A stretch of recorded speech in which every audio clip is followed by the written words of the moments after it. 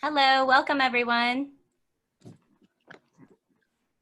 Thank you for joining us this evening. We really appreciate your company.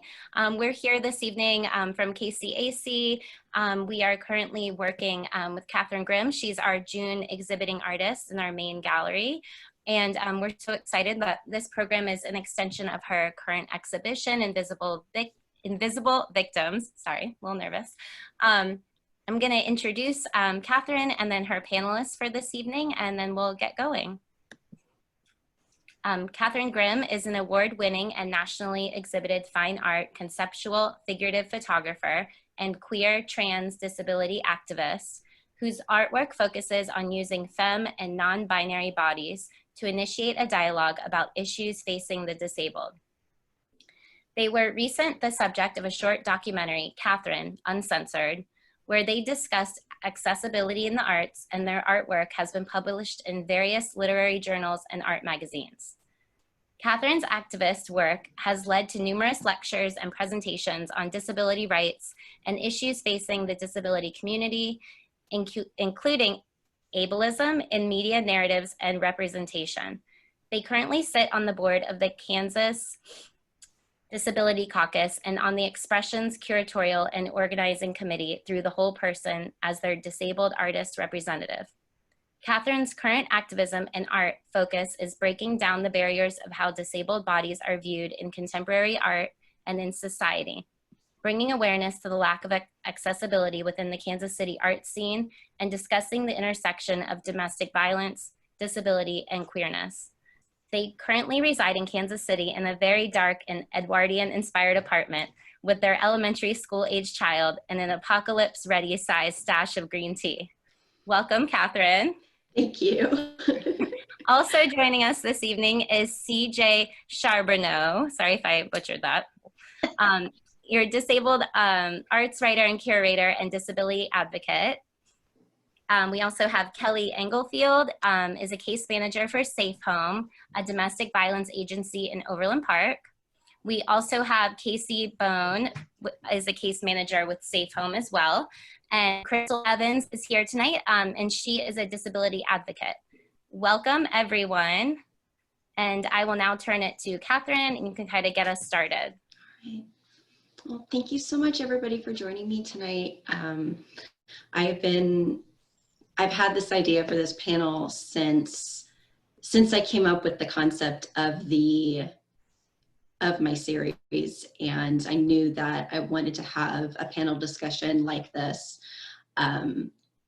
about this subject. That obviously a part of my disability activism, this is something that disability and domestic violence is something that I've talked, a lot about. But I'm also coming at it from personal experience, that I am a disabled domestic violence survivor, and I left domestic violence a year and a month ago. So it's very fresh and very new. And I faced a lot of obstacles getting out, and that I had helped before other disabled domestic violence victims, and the resources out there for disabled people are not a lot, unfortunately. There aren't enough accessible shelters, and there aren't enough resources that can accommodate disabled people. There are so many obstacles and walls and ways that disabled people are even prevented from leaving domestic violence.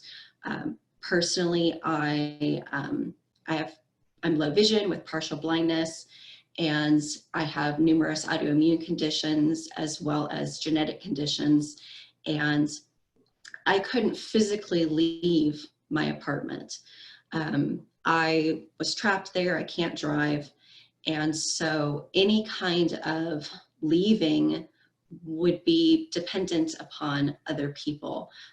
Financial abuse was a large part of it, so I didn't have any access to money. I'm disabled and I don't work. I do activism, but doesn't usually make a lot of money. and even if it did, I wouldn't have seen it anyway.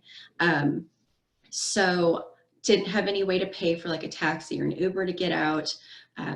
I'd reach out to friends and family, and their responses were usually, oh, well, at least you have somebody that takes care of you.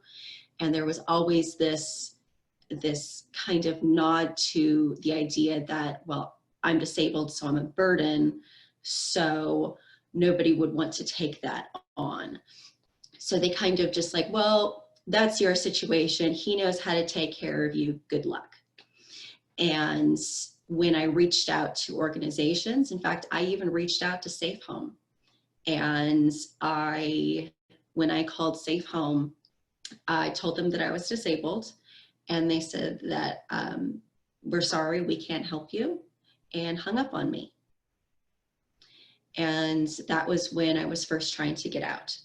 And so I had to go through so much just to leave, just to get out at first. And then the process of afterwards, where I had to figure out where I was going to stay that was accessible.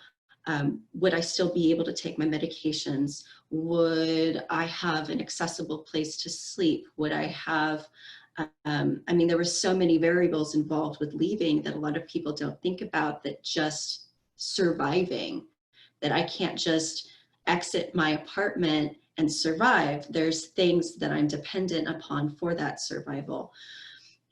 So making sure that you have enough medicine before you leave, making sure you have appropriate medical equipment before you leave. And so knowing all of the obstacles that I face, and I am a very privileged person in the fact that I'm white, I am educated, I am well-spoken, and because of that, I can advocate for myself. And here I am in this position of privilege, and I still couldn't get resources. I still was having to fight against a system that is hostile to disabled people and to disabled parents. That there is this idea that when I was trying to get my protection order from my ex, that somehow, because I was disabled, that made me an unreliable statement giver, if that makes any sense. That the way that it was viewed was that, well, he's your caretaker and he knows what's best for you. And it was just this really kind of pervasive idea that I really wasn't allowed to advocate for myself in the process. And that somehow, because of mobility issues, because of vision issues, that somehow made me less of a reliable parent, which is absolutely not true. You know, I'm facing issues with that now, with stigma within the court system, where the ableism is very, very rampant. And so I really, really wanted to talk to caseworkers and talk about the systemic barriers that are in place with leaving, and why disabled people can't just leave. I mean, most able-bodied people can't just leave either, but there are additional barriers in place because there aren't systems in place to facilitate disabled people leaving, and our very individual accessibility needs in order to, you know, help us leave. And I think everybody's muted. All of my panelists are muted. Let's see, there we go. And I know that, so before we hear from CJ and the wonderful caseworkers from Safe Home, I also want to hear about, Crystal, your story. Okay, I'm Crystal. I live in the Boston area. I'm also a domestic violence survivor, and so much of what you just said is exactly what I experienced. I left domestic violence, it was February 15th of last year. I needed to leave for a long time. I had, ironically, an Etsy shop that my goal with my Etsy business was to build a good enough business that I could support my daughter and I to get away from my now almost ex-husband. In Christmas morning, 2015, I had gotten bronchitis, my lungs collapsed, and that was the end of breathing. I ended up in and out of the hospital for the following few years, making it where I couldn't work to get money to be able to leave, which was complex, and I was in the hospital so much, like 300 days. And I had a really good friend, some of you guys may know Carrie Ann Lucas. Carrie Rest in peace. And I have the same disability, mitochondrial myopathy. She was also on a ventilator. She was a lawyer that specialized in disabled parents' rights. So Carrie knew what was going on. I mean, she had been out here to visit me in Massachusetts. Like, she met my ex. It was apparent to many people immediately what was going on, but it was like everybody knew I couldn't just make a move. So she had been working with me for a while, trying to come up with a safety plan, and his behavior was just getting worse and worse and worse. And so finally one day it was just like, things just got out of control. I was like, I need to leave now. I was afraid to call the police because I didn't have a way to just get up and run. I'm on a ventilator. I am in a wheelchair. I have a lot of medical supplies. I have like over 100 individual medical supplies and equipment that I need to survive. So I was like, we need to work through this. I went, instead of calling the police, because I didn't want to tip him off on what I was about to do, I live a couple blocks from the town hall. I went to the public health nurse and asked for help because I knew her and was like, look, this is going on. And she called the police. We met in the basement, kept meeting the police. There was a local burrito shop, and the owner there was phenomenal. Bob was just like, when I'm open, you come here, you're safe here. I could call hotlines, anything I needed from like a block away in the burrito shop, and, you know, constantly hanging with this like 65-year-old guy. And he was the best resource. He was the best resource. I couldn't access the resources I really needed because of my disability. My insurance had me in a runaround for weeks. I was like, what do I do if I have to up and run? Number one, I'm on a one care plan for people that are dual eligible. So if I leave the state of Massachusetts, I don't have insurance coverage elsewhere, and I have daily labs that need to get drawn. What do I do? You know, even if I'm like relocating from South Shore into Cambridge, again, I'm under South Shore VNA. How do I get daily labs so we know how to dose meds? You know, it's all these little details that I'm trying to work out. And my primary care was on maternity leave to make matters worse. I asked for help from the person covering my care and waited 31 days and there was no response. She kind of passed it off passingly to a social worker who I kept going. I went 5 times in 3 weeks all the way to Boston to go to the clinic to be like, look, I need help and I can't call you from home. And finally I caught her there one day. She's like, oh, I've been meaning to get back to you. And I'm like, it's been 3 weeks. I'm not safe. And then it also became the whole, well, is he beating you? And I'm like, there's things he can do to me that can literally kill me without him touching me because of my medical situation, which is a very different thing. Domestic violence shelters would also not take me on a ventilator because I'm a liability. So I couldn't even go to a shelter if I wanted to go to a shelter. Yep. So I was working with the domestic violence department at my hospital. So my specialist sent me that direction because everybody was like, we don't know what to do in your situation. They can help regular, ordinary, non-disabled people leave domestic violence situations, but when somebody's medically complex, they're just like, we don't know what to do. So talk to that person. So I've been actually working with them ever since. And then a local DV org as well. But it took a while because there was marital assets, there was a house. So even just to be able to get a lawyer that would take the case pro bono, because our income was very disproportionate. He was an engineer. So when you look at household income, he made 10 times my Social Security. And I hadn't been working because I had gotten so sick. And Massachusetts is another state where we have not gotten legal protections as parents with disabilities, that our diagnosis or disability could still be used against us. So I had to be very careful. My daughter's also disabled. She's autistic. She had a stroke. She's got other disabilities. I need to be careful that I didn't uproot her from her supports, handle this in an appropriate manner, and know that my ex was incapable of handling her medical and developmental needs. So I had to be extremely careful on all fronts as I approached. I had to time a restraining order to the day before my event supply delivery was due, because that was the only way to know that if I had to up and run, they could just give me supplies elsewhere, but they wouldn't replace supplies if I left without them. Carrie was in Colorado, Carrie Lucas. She was stockpiling her own supplies because we happened to have the same ventilator and used a lot of the same stuff. So she was stockpiling, knowing that worst case scenario, that was there. The other benefit was that Carrie had got legislation passed in Colorado to protect the rights of disabled parents. So because I had to go through the process to figure out, can I cross state lines or is that kidnapping if I don't have full custody? So all this legal work where all these people are trying to figure out how to make this happen, because if I had to run, there was nowhere I could stay. My local friends are in inaccessible homes. I have friends with disabilities, but some of them don't require wheelchairs. They might be deaf or have visual disabilities or other things where they don't need an accessible home, but they're disabled. So it was like, those weren't options. Others in Section 8, you can't just go move in somebody else's Section 8 apartment either, even if they've got accessible housing. Mm-hmm. So I was stuck. My senator knew what was going on. I mean, well connected. I am on the board that oversees my insurance for the state of Massachusetts, ironically. Carrie. So I have every resource. I have executive insurance companies. And still it wasn't enough. Mm-mm. So I finally was able to go get the restraining order.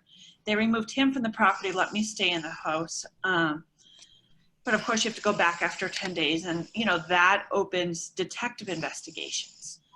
So they come, there was 5 different investigations on my ex, and they wanted to talk to me, and I'm like texting Carrie going, Carrie, what do I do now? There's police coming to interview me. And she's like, follow up with me after. This was mid-February of last year. Let me know how this goes, because she was trying to figure out how they could truly charge him based on certain types of abuse with Massachusetts law. And of course she's in Colorado, so she's like digging through our legal resources to figure out, so I'm not in over my head and how far do you fight things, basically. Mm-hmm. So they left. They interviewed me. They left. It was very traumatic. And I texted her, and she never responded. And a couple of days went by, and Carrie never responded. And I'm like, that's not like Carrie. Carrie's on top of her stuff. Mm-hmm. While the detectives were in my home, Carrie went into cardiac arrest. She was my safety plan, and that was when Carrie died.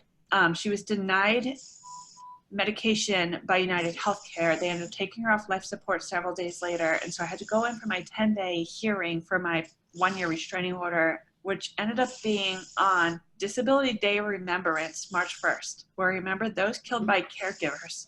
And it was an hour before Carrie's funeral. So I left the courthouse and went down the street to the library and watched Carrie's funeral live stream. But it was like everything. I was like, I had to go before the judge. And I'm like, look, I don't even have a plan if you let him come home, because my plan died. And we couldn't have seen that coming. It was just, everything fell apart, but it was so hard in leaving. And then it's just like, you get constantly questioned, and then big red flags. Oh, she's a single parent and she's in a wheelchair on a ventilator. I'm like, yeah, but I can parent fine. And I have the ventilator because that improves my quality of life. Mm-hmm. And people don't see it that way. They just see equipment, they see disability, and they don't see capability. They just make assumptions on how vulnerable, how fragile you are. And it's been a big fight with the medical system to treat me and manage from home. So I'm here for my daughter, so I don't have to be admitted over things they used to. And it's like, you really have to fight through so many barriers within the system, because what do you do if you're a disabled parent and hospitalized if you want to keep full custody? And it's just. Oh yeah. And when you're going up with the system, that there's, trying to, when you reach out and they're like, oh, well, you're disabled. I'm like, yeah, well, I need blah, blah, blah, blah, blah, blah, blah. And they're like, oh, well, let me talk to this person and I'll try to get back to you, or let me talk to this person. I just don't think we have the resources. We don't have anything accessible for you. We don't have, and so the way that the system is set up is basically you're disabled, good luck. Yep. And it took me 7 years and 3 tries to leave. It's very fragmented. Mm-hmm. They say that women with domestic violence situations are more likely to not go back because of how hard it was to leave in the first place. Mm-hmm. Yeah. And, I think that this is something that, that local domestic violence organizations need to really beef up on, is the accessible resources and ways to assist disabled people leaving. And actually like to hear from Safe Home and see what you all have to say. We have come across not so much physical disability. We've had a few. I've been at Safe Home for almost 2 years now. Mm-hmm. and we've come across a few physical disabilities, but a lot of times our disabilities that we come in contact with are more mental health disabilities. And it is unfortunate that we aren't capable sometimes of handling those disabilities.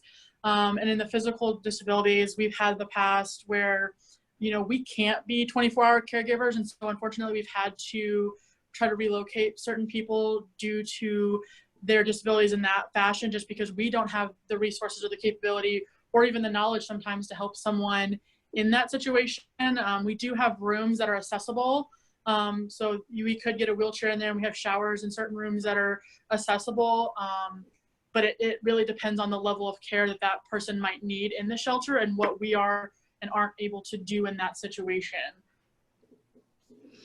Because I know that there was there's some programs where, like, in order to qualify for different programs, not necessarily with Safe Home, where in order to receive services, you would have to qualify for their job training programs. And I know that a lot of disabled people, that is not applicable.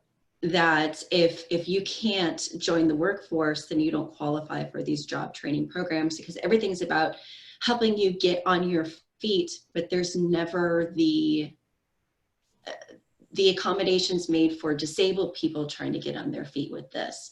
And that I was constantly running into, like, oh, well, you have to be able to, you know, be able to work at least part-time in order to qualify for this thing that we can help you with. Oh, do you need help with this paperwork? Well, this organization will help you with this paperwork if you can qualify for their career training program. And that's really nice resources, but we are absolutely completely neglecting a huge portion of domestic violence victims who do not qualify for those services. Definitely. I know with Safe Home specifically, I can't speak to any of the other, you know, domestic violence agencies in the Kansas City metro area, but Safe Home doesn't have that requirement. The only requirement to get into shelter is that you're actively fleeing domestic violence. And like I said, we do have limited space to accommodate someone with a disability. Unfortunately, we only really have one room that is accommodating. So if we already have someone with a disability, we aren't at a capacity to take anyone else that would be having a disability. So that does limit us. But, and as far as like the requirements of work that you need to do in shelter, we used to be very workforce centered, very finding housing and all those kind of goals. But we've really been talking over the last year about how do we reframe that and how do we change that? Because even for the standard victim that's not disabled, housing and employment isn't a realistic goal for them. And we've kind of started realizing that in changing the way that we do our case management to focus on making progress, whatever that looks like for that survivor, and not so much our definition of success, which is getting employment and getting housing and being on your feet in the typical way. But some people, it's just getting into therapy and dealing and being able to stay out of the relationship and not find themselves going back. Or in your guys' case, if it's helping to apply for benefits, if you've never been, you know, getting disability benefits before, or just getting you into programs that are more accessible for you to help you guys in the future. But we have changed our framework in that. And I'm not sure a year ago when you called what was going on then, and where we were at. I know I've been in a full-time position with Safe Home for about a year now, and we've had a lot of conversations around how some of our expectations of victims can be sometimes barriers for them. I know that just from the domestic violence victim perspective, that it is incredibly disheartening and depressing. And when you call up shelters and, you know, they can't take you, and because you're like, I have to get out of this, these are the people that they say, like, oh, you have to get out, call these people. And you do that. You do what society tells you to do. You do what everybody, you know, says that is expected of you. But there's no help there. That when Safe Home was like, we can't help you, and hangs up, what are you supposed to do after that? And there's so many other disabled people that are exactly in myself and Crystal's shoes, where you know, and we're in a position of privilege because we had the connections. We were already doing the disability activism. We knew the right people, and yet we couldn't get help. Imagine if, you know, somebody else who doesn't have those privileges, doesn't have those kinds of connections, doesn't have, you know, the ability to reach out to people. That, I mean, things like cell phones, transportation, housing, all of those things are privileges that might not necessarily exist for, you know, a disabled person. All of those things can be controlled by other people. So they might not have access to a cell phone. So now they're stuck inside the home with no way to contact people. A part of my abuse with my ex was he would want to cut off contact between me and other people. And so my ways of reaching out into my community were often limited. And so any type of phone calls or contact needed to take place when I was with other people in their spaces. And I think that with the prevalence of domestic violence within, in general, but the fact that disabled people are the most at-risk group for it, I think that it really is a disservice for, you know, organizations like Safe Home to only have one accessible room. That's not enough. And there needs to be, I think, larger systemic changes that take place that have more. Obviously, we need to end domestic violence. This needs to not be a thing. But in lieu of that, in lieu of the obvious, we need to have structures in place for disabled people to get these services so that we're not having to sit there for years and years and years and years trying to get out, and often dying because we could not get out. I think there's a takeaway here also in your stories that I'm hearing, and on a wider basis too, that definition of independence maybe needs to be reconsidered, or understanding that independence looks very different for one person than it does for another. Mm-hmm. And how can we expand that definition of independence to, you know, encompass more people? Mm-hmm. I think, honestly, independence is really a myth. I mean, none of us are really independent. Everyone mm-hmm. depends on services and things, just some people more than others. But I think that becomes a stigmatizing thing if you don't meet that very narrow definition of what independence should look like. Mm-hmm. And certainly, you know, in Crystal's case and in your case, if you can't transition to independence in a way that expectation that already exists, that's also a barrier to moving forward, to getting out of the situation that you were in. Oh, absolutely. Yeah, that, you know, we all need help in one way or another. But the way that disabled people need help is so stigmatized and looked at as somehow it's more, and it's just different, that we all need help in some way. You know, I think the idea of independence is a myth. There is no such thing as independence, that we are all dependent upon other people in one way or another. And care networks are not a sign of weakness. Having a care network is a privilege for those of us who have it. And if depending on, I guess, culturally, in Western culture, having a care network, I think, is more of a perceived sign of weakness than in some other cultures where that is not just family, that's a whole community thing. And I think the experience of people with disabilities is very different in those kind of cultural situations. So it's just, it's something that I think is really, again, kind of at the core of all of this, but especially with situations like yours, like Crystal's. If you can't meet that definition, or you require these broader networks of care, that's seen as somehow less or deficient, or you're not, you know, that's unacceptable as an independent living situation. And I think that needs to change.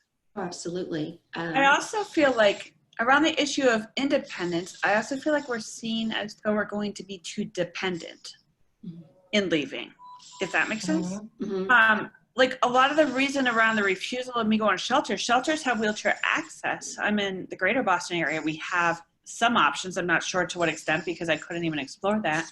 I was previously homeless as well. So I've been through the homeless system years ago, prior to the wheelchair, when I was still ambulatory with a cane. So I know that end of things, but not DV shelters. But I think there was an assumption that because I'm on a ventilator, I would need so much help. I live at home independently with minimal supports. I don't even qualify for home health aid, ironically, even though I'm on life support, because I can do so many things independently, but people assume I can't. It's the assumption of incapability, and it's something that I've talked about a lot, that a lot of times, for example, if you see a person in a wheelchair, you know, struggling up a hill, and they're like, oh, I'll help them. And they're like, no, man, I'm working out. Like, this is my muscle building day. And because when we see disabled people, our initial assumption is that they are incapable. And I'm always talking about assume capability, assume capability, assume capability. We will ask for help. This is helpful for me, at least. And I think it's something we can take back to our other coworkers, and maybe we can invite you guys to come speak to our coworkers sometime as like a training opportunity for safety. I would love that, yeah. Because I really appreciate you, Kathryne and Crystal, sharing your stories, and I think you're both incredibly brave for what you went through, and I'm sorry that you had that experience, especially with Safe Home. But I think it's a good learning opportunity because we don't know that perspective of, like the example you just gave of the person in the wheelchair, you know, struggling to get up the hill when they're just, you know, working out. And so I think when we get a phone call and somebody says, like, if Crystal were to call and, you know, she's on a ventilator, we automatically assume, oh, we can't help you because you have too much, we don't have that capability in our shelter, but we need to ask questions and try to safety plan a little bit better and try to figure out how we can help her instead of just automatically saying, oh, just shut it down, we can't help you. So yeah, because I mean, it's as simple as asking DV victims when they call, what kind of accommodations do you need? Yeah. That as disabled people, we're really good at self-advocating, and we know what we need. And so asking that question, and that, I mean, there will be some people that don't know what they need, that's just going to be the case. But the majority of disabled people are going to know what accommodations are going to work best for them, that the best expert on a person is themselves. And we know what we need. And so I know that when I'm coming into a shelter that I'm going to need, I'm gonna need one, it has to be wheelchair accessible. I know that I'm gonna need accessible restroom. I'm gonna need, there's a list, and I know how to go through that list. I know exactly what is required. And so when I call and say I'm disabled, I think that the first instinct is that, oh, well, that's gonna be too much for us. And a lot of that has to do with this preconceived notion of incapability that is a very ableist notion, that when we think about disability and disabled people, that somehow equates to incapability, and it doesn't. I agree, and I think it's a huge, like I said, learning opportunity, because I think people they're scared when they hear disabled, because they don't know what that means. And so instead of asking questions, they automatically are like, oh no, we can't do that. So thank you, this is helpful.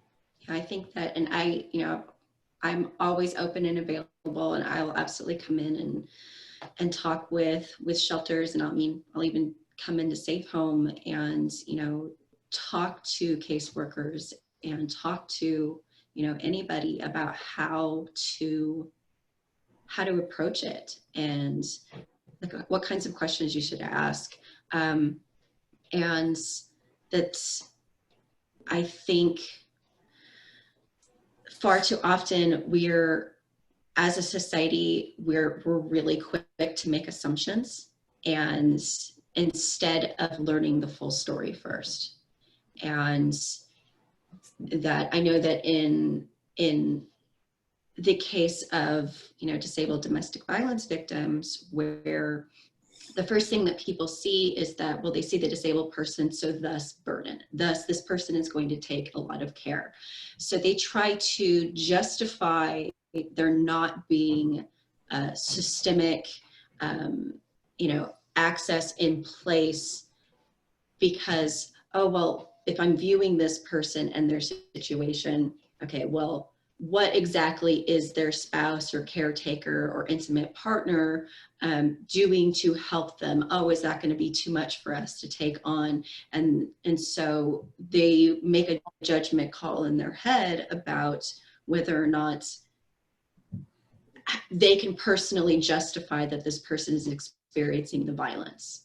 And that's very disturbing, but is an unfortunate part of the way that able-bodied people view disabled people, that there is an acceptable, ableism has always been the acceptable prejudice. And we don't like to admit that, and we don't like to talk about that, but it always has been that it's okay to make fun of disabled people. It's okay to use ableist jargon in our everyday speech. And it's pervasive. And so because it is the socially acceptable prejudice, and that if you think about the fact that people will fight for buildings and say, in order to keep disabled people out of them. And that's really what it is when these people are fighting for buildings to not be accessible. Oh, well, think of the building, think of the historic. Okay, so now we're basically saying that a building is more important than a person. And it's those kinds of attitudes where, oh, accessibility is too much. All of these programs, turning panel discussions or presentations online, that's too much for us to do. And all of these things say that, well, ableism is okay because it's just too much for us to do. And that it's excused by, oh, it's inconvenient for me. So it's like, I'm going to think of disabled people as less than, and that's okay because it inconveniences me. And that's the type of barriers that disabled people are constantly facing, that with society doesn't even want to think about you. Society doesn't even want to acknowledge that you're there and exist. They don't even want to let you in the building. And now we're stuck at home being sexually assaulted and beat up. And I was thrown across a room, repeatedly sexually assaulted. My child is also disabled and is autistic, and they were beat until they bled. And when you are looking at situations like that, like how people still manage to justify that this is acceptable because they're disabled, that this can be an out of sight, out of mind. This can be something that we don't want to address right now because it's too expensive, or, and it comes down to inconvenience, that organizations require money to function, period. And yet some reason the money to make things accessible and the money to put these accommodations in place is always viewed as too much. Well, any organization, any business, anything that operates under a license has to abide by certain laws and rules and building codes and those sort of things. And that when you are operating this business, organization, whatever it is, you have to spend money up front in order to meet all of those laws and rules and regulations. But when it comes to disability, for what, I know what reason, but for whatever reason, those are the ones that are like, well, that's too much for us, instead of addressing them in the beginning. It's the part of the cost of business. Why is it the fact that making sure that, you know, everything meets OSHA standards, or that you have to, you know, make sure that there's fire extinguishers in so many rooms and smoke detectors, and making sure that, you know what your building occupancy should be. All of those things are part of standard operating procedure for businesses and organizations. Why then is it not possible for organizations to spend money for access and accommodation? Because that is a legitimate demographic. We are human beings operating in this world. We have a right to exist and a right to move about the world with the same rights as everybody else does. But our rights are always say, oh, well, that's just too much. Now you're crossing the line. Take this historic building and put it a ramp. Building's more important. And so I definitely think that organizations need to be thinking about accessibility the entire time, that disabilities are not always visible. And just because, you know, somebody may be presenting as an able-bodied person, that doesn't mean that they don't have disabilities. And that needs to be something that, like, domestic violence organizations need to be aware of as well. That if you go into the process basically assuming that everyone is disabled and then offering accommodations up front, then you're able to open the door to help everybody. That instead of assuming ableness, assume disability, assume that everybody is going to need assistance, and that it takes the stigma away from disabled people. If everybody is being asked these same questions, if everybody is being asked about what accommodations they need, it's going to make the world an easier place.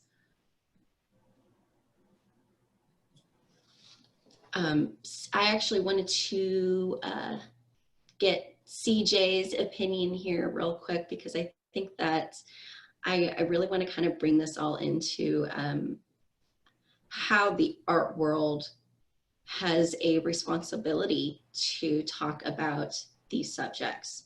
And I kind of want to get your 2 thoughts or 2 cents on on that. Well, I think that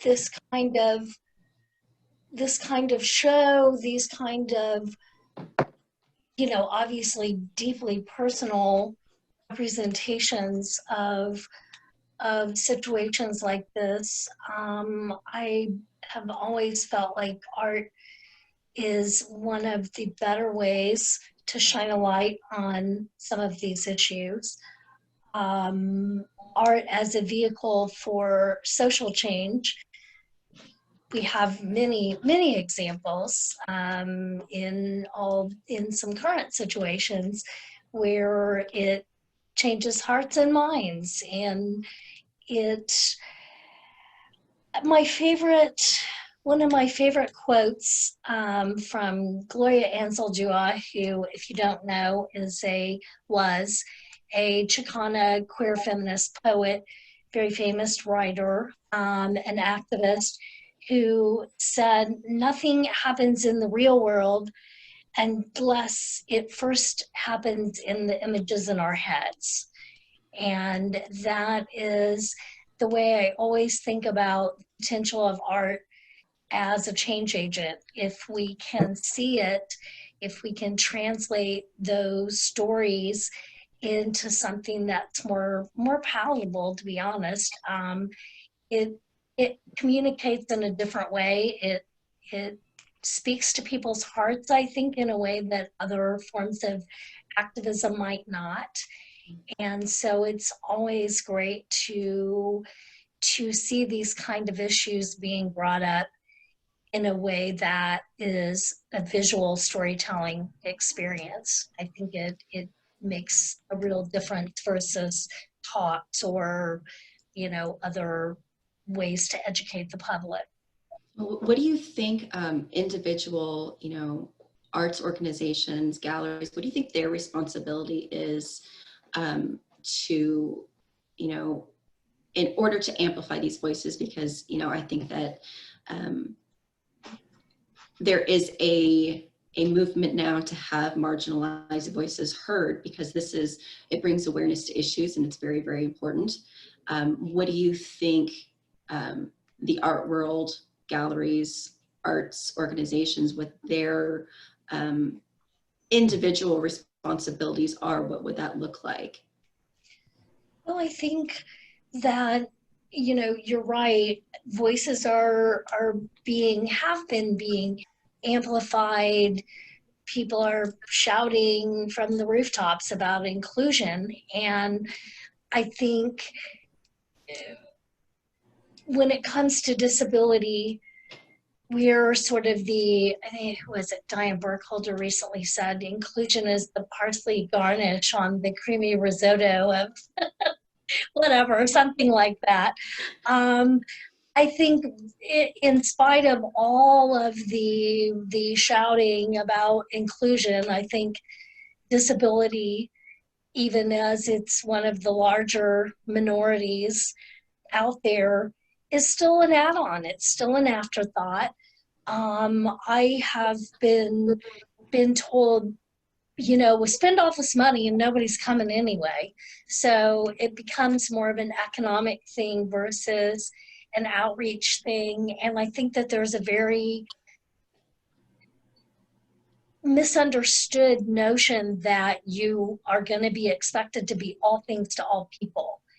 And there are really a lot of really small things that galleries, that arts organizations, that any business can do to be more accessible, things that don't cost any money or things that cost a small amount of money, or even just communicating that this is what we have in terms of this event is going to have this that will be accessible, or here is a dedicated person that you can contact if you have needs for accessibility. Ask. And number one, ask disabled people what they need. It's a very simple and overlooked thing. Why would you ask the very people that you want to help what they need? I don't know. I love Crystal's over there laughing like it's basically like, no duh. Yeah, maybe ask somebody what do you need, or provide a dedicated person that you can tell what you need and ask, can you do this for me? Well, maybe not at this event, but it's something that we could be aware of in the future, or, you know, find out what the needs are and talk about how you can work on addressing it. And I think that galleries and art organizations have a responsibility to amplify disabled voices, because when you know, disabled people are not just white. Disabled people are a part of every demographic. And so if you are not accessible, then you are denying voices from every community to speak. And that you say that you want to reach out and you want to reach into these different marginalized groups and amplify their voices. But if you're not accessible, then you're basically saying, well, everybody but those people, which isn't everybody from those marginalized communities, that you're keeping out the very people you say you're trying to amplify. And that I think, especially in this day and age, where I truly believe art is activism, that if you want those kinds of powerful pieces, that there is untapped resources within or untapped artists and untapped talents within the disability community that are being completely ignored due to inaccessibility, and that you have issues that, you know, that not a lot of people are aware of. And the greater disability justice movement aligns itself with queerness, with BIPOC voices, with all these intersections. And I think the potential for some really amazing conversations has not been exploited to a great degree. And I think it's an untapped thing that could be really exciting if people are willing to kind of expand what their definition of inclusion is. Well, I mean, even if you look at something that's happening, I mean, in the current climate, that disabled people are a huge percentage of those who experience assault from police officers. And so you look at the statistics, and disabled people are predominantly affected in so many of these, so many of the statistics. And so to leave them out of the conversation is naive and misguided, and that you are taking, vital portions of the population and saying that these voices aren't important and these stories aren't important, and that we as, people with privileges need to be doing a better job of amplifying voices that aren't always noticed or heard. That, when I talk to people about, the statistics when it comes to disability and sexual assault, they are absolutely astounded that 83% of disabled women have been sexually assaulted. 83%, and I can't get that percentage out enough, especially to, anybody that's watching, that if this was 83% of any other group, we would say that this was the worst and most awful epidemic that we have ever seen. But nobody even knows about it. 83%. And then depending upon the disability, that percentage only increases. And domestic abuse causes disability oftentimes as well. And that it intersects with it in that way as well. That if the person isn't already disabled, that domestic violence can cause disability. And so I think it's important across the board that if anybody values activism and advocacy, that it's so important to include disabled voices in that. And it is misguided to exclude them when so often all of these, risk factors and, the statistics that we're always citing are disproportionately affecting disabled people in whatever group we're talking about. And so I think that it's important to, when we reach out into communities, making sure that it's accessible, making sure that we're truly reaching out to everybody within the community. see. So we've got like just a few more minutes left. I didn't know if like Jessica or Marissa, if you had any kind of comments that, you know, you want to talk about. Yeah, I mean, I just want to start by saying thank you to everyone for joining us this evening and sharing your stories. They were so personal and so vulnerable, and it really like opened my eyes. Like, I don't think I understood just what kind of not only emotional challenges, but then the challenges where you're, you know, you have these disabilities and you're being turned away in these really scary times. And I just appreciate you guys sharing those stories. And I really appreciate all the panelists.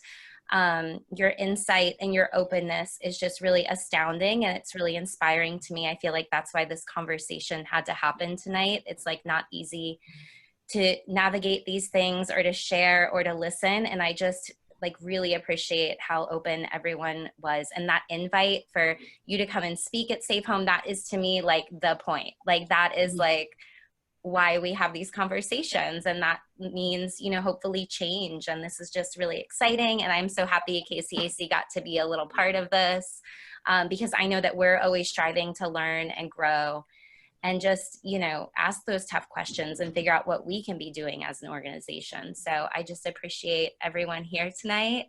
And yeah, we have a couple more minutes. So if everyone who didn't get to speak wants to say something, please, you can unmute yourself, or I can unmute you, or you can put it in the chat box, whatever you're comfortable with. I want to thank Kelly and Cassie, both of you, for coming from Safe Home. And, you know, absolutely, I think that your jobs are extremely hard, and I think that what you're doing is amazing. And I absolutely appreciate being asked to come and, you know, talk about this, and I'm more than willing to. And I want to thank CJ for your amazing insight as always. Shameless plug, Cripps Gallery Guide coming soon with suggestions for arts and accessibility. So yes. And delayed because of Charlotte Street issues, but still coming soon. yes. So, and I really want to thank Crystal for joining us tonight. Thank you for sharing your story. And I, you know, unfortunately, I know how hard it is. And thank you for joining. Thank you for talking. And you are strong. And I know that everybody likes to say that, but it always, hearing that during this process just kind of like goes, but it's true. You are strong. Thank you.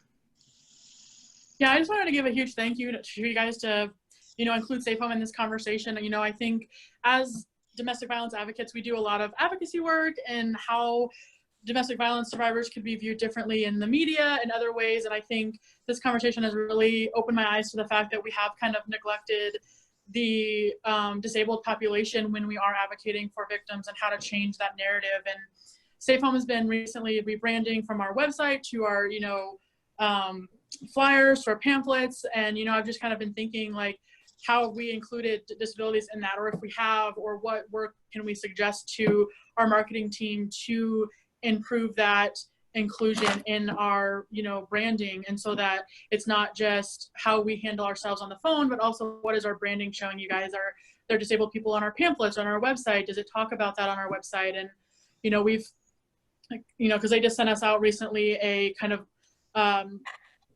a trial run of our new website, and there was a lot of issues on it, and we all kind of jumped up and we're like, no, we don't like these certain things. And but thinking about it, I'm like, I don't really think we included this population, and maybe that's a conversation that we can have with that team before anything is finalized, and making sure that we are including that.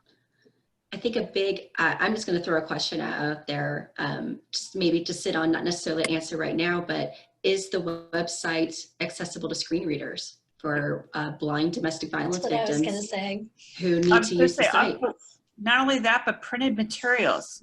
if somebody is blind, they'd be better off with printed materials, assuming their partner that they're trying to get away from is not blind, because they could access that easier than using a screen reader where somebody in the next room might hear you if you don't have headphones on. They're going to hear what you're looking at online. Yeah. Definitely.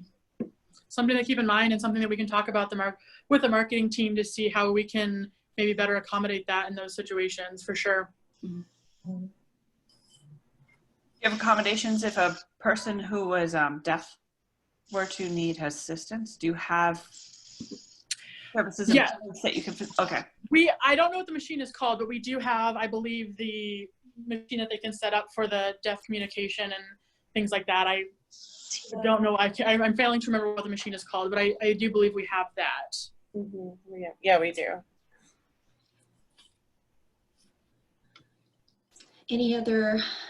Anybody want to say anything before we kind of close the evening out?